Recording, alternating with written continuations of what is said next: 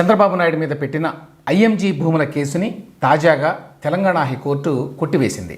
దీంతో 1995-2004 మధ్య ప్రభుత్వంలో ఉన్నప్పుడు చంద్రబాబు నాయుడు అవినీతికి పాల్పడ్డాడు అని చెప్పి వైఎస్ రాజశేఖర రెడ్డి కాలం నుంచి ఇప్పుడు జగన్మోహన్ రెడ్డి పీరియడ్ వరకు చంద్రబాబు నాయుడు మీద పెట్టిన కేసులన్నీ కూడా కోర్టుల్లో వీగిపోయినాయి. ఆ పీరియడ్కి సంబంధించి ఇది లాస్ట్ కేసు అనుకోవచ్చు. చంద్రబాబు నాయుడిని అవినీతిపరుడు అని చూపించడానికి వైఎస్ఆర్ కాలం నుంచి చేసిన ప్రయత్నాలు అన్నీ కావు. చంద్రబాబు నాయుడు వైఎస్ రాజశేఖర రెడ్డికి సమకాలికుడు, కానీ ఆయన 1995లోనే సీఎం అయ్యాడు.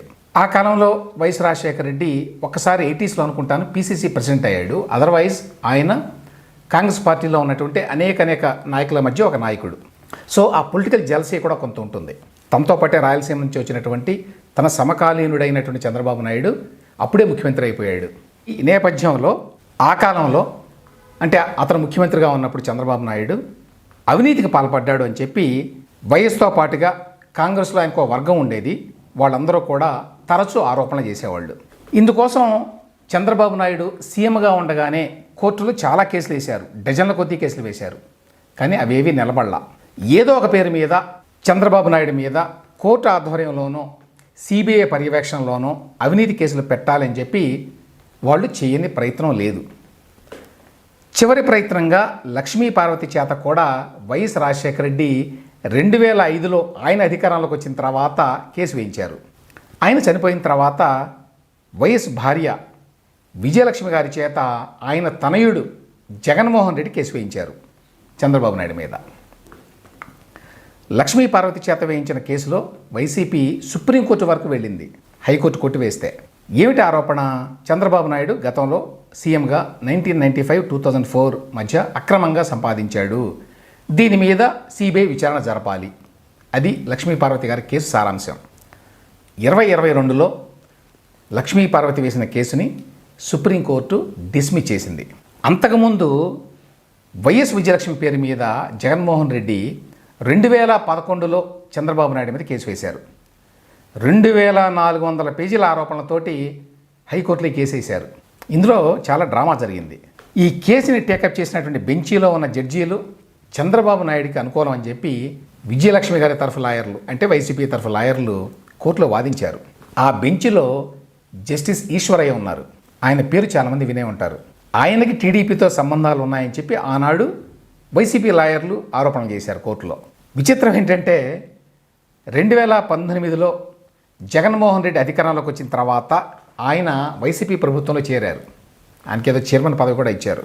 చంద్రబాబుకి వ్యతిరేకంగా ఈశ్వరయ్య గారు ప్రెస్ మీట్లు పెట్టి మాట్లాడారు, వైసీపీ వారే మాట్లాడించారు. సో ఈ కేసుని, అంటే విజయలక్ష్మి గారు వేసినటువంటి కేసును కూడా చివరికి హైకోర్టు కొట్టేసింది. ఆ తర్వాత ఆ విజయలక్ష్మి గారి పేరు మీదనే వైసీపీ వాళ్ళు సుప్రీంకోర్టుకు వెళ్ళారు, అప్పీల్ చేశారు. సుప్రీంకోర్టు కూడా ఈ కేసుని 2022లో కొట్టేసింది. ఇక 2012లోనే మరొక వైసీపీ నాయకుడు విజయసాయిరెడ్డి ఇంకో కేసు హైకోర్టులో వేశారు. ఆ కేసు వేసినప్పుడు విజయసాయిరెడ్డి జైల్లో ఉన్నారు. ఆ కేసు ఐఎంజీ భూములకు సంబంధించింది. దాని మీదనే బుధవారం నాడు తీర్పు వచ్చింది. ఏంటి ఐఎంజీ కేసు? ఐఎంజీ అనేది ఒక అంతర్జాతీయ క్రీడా నిర్వహణ సంస్థ. 98 నుంచి మొదలుకొని 2004 వరకు అప్పట్లో చంద్రబాబు నాయుడు స్పోర్ట్స్ మీద చాలా ఫోకస్ చేశారు. ఆ టైంలో చాలా స్పోర్ట్స్ ఇన్ఫ్రాస్ట్రక్చర్ని హైదరాబాద్లో బాగా డెవలప్ చేశారు. గచ్చిబౌలి స్టేడియం కానివ్వండి, విజయభాస్కర్ రెడ్డి స్టేడియము, ఇట్లాంటివి చాలా చేశారు. ఆ టైంలో నేషనల్ గేమ్స్ని కూడా ఆడించారు హైదరాబాద్లో. సో ఆ ఉత్సాహంలో ఈ ఐఎంజీ అనేటువంటి సంస్థతోటి ఏదో ఒక ఏర్పాటు చేసుకొని ఇక్కడ ఒక పెద్ద స్పోర్ట్స్ ప్రాంగణం నిర్మించాలి అనేది ఆలోచన. అయితే అందులో బోల్డ్ అంత అవినీతి జరిగింది అనేవి ఆరోపణలు కూడా వచ్చినాయి ఆ టైంలో. సో ఈ ఐఎంజీ పేరుతోటి క్రీడాభివృద్ధి కోసం హైదరాబాదులో ఈ గచ్చిబౌలిలో, రంగారెడ్డి జిల్లా మామిడిపల్లి అక్కడ 850 ఎకరాలని చంద్రబాబు నాయుడు ప్రభుత్వం కేటాయించింది. 2003లో జరిగింది ఇది. అయితే ఈ వ్యవహారంలో చంద్రబాబు నాయుడు అవినీతికి పాల్పడ్డారు అని చెప్పి దీని మీద సిబిఐ దర్యాప్తు చేయాలని విజయసాయిరెడ్డి గారు కోర్టుకు వెళ్ళారు. విడివిడిగా ఇంకా చాలామంది వెళ్ళారు. వాళ్ళలో ప్రముఖులు ఎవరంటే ఒక న్యాయవాది టి రంగారావు. ఈయన తెలంగాణ ఉద్యమంలో చాలా యాక్టివ్గా ఉండేవారు. అప్పట్లో టీఆర్ఎస్లో చాలా యాక్టివ్గా ఉండేవారు. తర్వాత ఇప్పుడు పరిస్థితి ఏమిటో తెలియదు. సో ఆయన ఇటువంటి కేసులు పర్సూ చేసేవారు చంద్రబాబు నాయుడికి వ్యతిరేకంగా. ఆయనతో పాటు ఏబీకే ప్రసాద్ అందరికీ తెలుసు. ఆయన జర్నలిస్టు, పూర్తిగా వైసీపీలో ఉన్నారు. సాక్షిలో తరచుగా వ్యాసాలు అవి రాస్తుంటారు ఆయన. వీరందరూ 2012లో ఈ ఐఎంజీ మీద హైకోర్టులో పిల్లు వేశారు. చంద్రబాబు నాయుడు 1995-2004 అంటే ఆయన సీఎంగా ఉన్న టైంలో అన్నమాట. ఆ టైంలో ఏదో అవినీతి జరిగింది, దీన్ని ఎట్లనో బయటకు తీయాలి అనేటువంటి ప్రయత్నంలో వైఎస్ కుటుంబం కానివ్వండి, అప్పటి కాంగ్రెస్ నాయకులు కానివ్వండి వేసిన కేసుల్లో ఈ ఐఎంజీ కేసు అనేది చివరిది. ఇప్పటి వరకు కూడా ఈ పీరియడ్ మీద 95-2004 పీరియడ్ మీద వేసిన కేసులు ఒక్కటి కూడా కోర్టులో నిలబడలేదు. తాజా డెవలప్మెంట్ ఏంటంటే ఈ కేసుని తెలంగాణ హైకోర్టు బుధవారం కొట్టేసింది. లాస్ట్ కేసు అన్నట్టు ఇది 2012లో దాఖలు చేశారు ఇది అని చెప్పాను.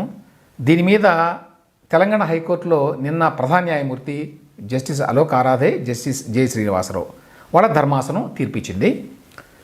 ఈ సందర్భంగా కోర్టు కొన్ని కామెంట్స్ కూడా చేసింది ఇంట్రెస్టింగ్గా. ఏంటంటే కోర్టుని ఆశ్రయించే వ్యక్తి నిజాయితీతోటి, నిబద్ధతోటి, సదుద్దేశంతో ఉండాలి, న్యాయ ప్రక్రియ దుర్వినియోగం కాకుండా చూడాల్సిన అవసరం ఉంది అన్నారు. చట్టం అంటే చదరంగం ఆట కాదు, వాస్తవాలతో కోర్టుకు రావాలి అని కూడా అన్నారు. ఎందుకన్నారంటే ఈ మాటలకి ఒక నేపథ్యం ఉంది. గతంలో వైఎస్ విజయమ్మ గారు పిల్లు వేశారని చెప్పాను కదా, ఆ తర్వాత పాల్వాయ గోవర్ధన్ రెడ్డి అని చెప్పి ఈయన కూడా దాఖలు చేశాడు.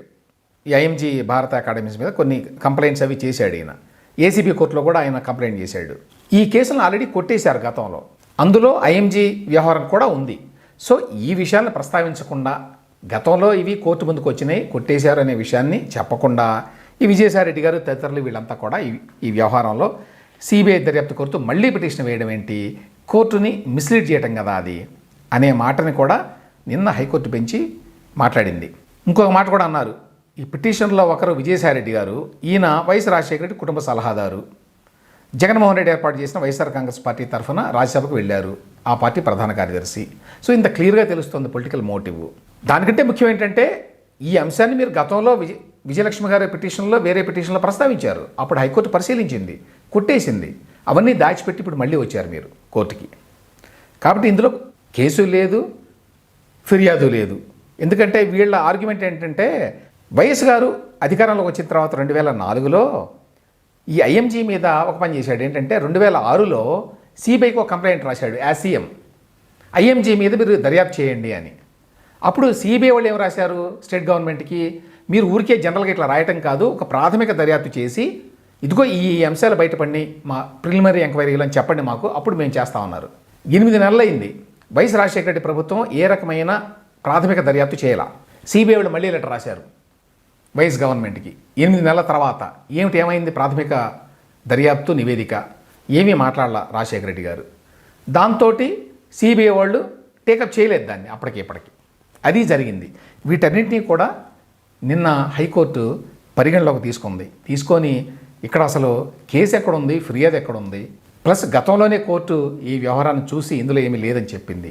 సో ఆ రకంగా బుధవారం నాడు హైకోర్టు బెంచ్ వారు దీన్ని లాస్ట్ కేసుని కొట్టేశారు. సో ఇప్పుడు ఈ కేసును కూడా తెలంగాణ హైకోర్టు కొట్టివేయడంతో 1995-2004 మధ్య చంద్రబాబు నాయుడు పాలనలో అవినీతి పేరుతోటి వైఎస్ రాజశేఖర రెడ్డి, విజయలక్ష్మి, లక్ష్మీపార్వతి, విజయసాయిరెడ్డి, ఆళ్ల రామకృష్ణారెడ్డి ఇట్లా చాలామంది వైఎస్ సన్నిహితులు వేసినటువంటి కేసులన్నీ కూడా కోర్టులో వీగిపోయినాయి. చంద్రబాబు నాయుడు మీద వైసీపీ ప్రైవేటుగా వేసిన చివరి కేసు ఓటుకి నోటు కేసు. ఈ కేసులో చంద్రబాబు నాయుడు పేరును చేర్చాలని చెప్పి వైసీపీ నాయకుడు ఆళ్ల రామకృష్ణారెడ్డి కేసు వేసిన విషయం తెలుసు మనకి. ఆ కేసుని ఆగస్టు 2024లో అంటే పోయిన నెల సుప్రీంకోర్టు కొట్టేసింది. ప్రస్తుతం జగన్మోహన్ రెడ్డి గారు అధికారంలోకి వచ్చిన తర్వాత పెట్టినటువంటి 6 డజన్ కేసులు మాత్రమే చంద్రబాబు నాయుడు మీద ఉన్నాయి. ఇక్కడ ముఖ్యమైన విషయం ఏంటంటే తాజా ఐఎంజీ కేసుతో పాటు గతంలో పెట్టిన అన్ని కేసుల్ని కోర్టులు కొట్టివేసిన చంద్రబాబు నాయుడు మీద ఇంకా కేసులు ఉన్నాయని, ఆయన స్టేలు తెచ్చుకొని మేనేజ్ చేస్తున్నారని వైసీపీ వాళ్ళు కానివ్వండి, ఇతర రాజకీయ ప్రత్యర్థులు కానివ్వండి, డిట్రాక్టర్స్ కానివ్వండి చంద్రబాబు మీద ఇప్పటికీ ఆరోపణ చేస్తూనే ఉంటారు. కొంతమంది ఇంకొంచెం ముందుకెళ్ళి చంద్రబాబు నాయుడు కోర్టులను మేనేజ్ చేసి తనకి అనుకూలంగా తీర్పులు తెచ్చుకుంటున్నారు అనేటువంటి అసంబద్ధపు ఆరోపణలు కూడా చేశారు. నిజానికి 2004 తర్వాత చంద్రబాబు నాయుడు మళ్ళీ అధికారంలోకి వచ్చింది 2014లోనే. ఈ పీరియడ్లోనే మెజారిటీ కేసుల్ని కోర్టులు తోసిపుచ్చినాయి. అప్పుడైనా అధికారంలో లేడు కాబట్టి ఈ ఆరోపణలో ఎంత నిజం ఉందో అర్థం చేసుకోవచ్చు. మొత్తం మీద ఐఎంజీ కేసు నుంచి కూడా విముక్తుడు కావడంతో 1995-2004 మధ్య ప్రభుత్వంలో ఉండగా చంద్రబాబు నాయుడు అవినీతికి పాల్పడ్డారు అనే ఆరోపణల్లో ఒక్కటి కూడా నిరూపితం కాలేదు.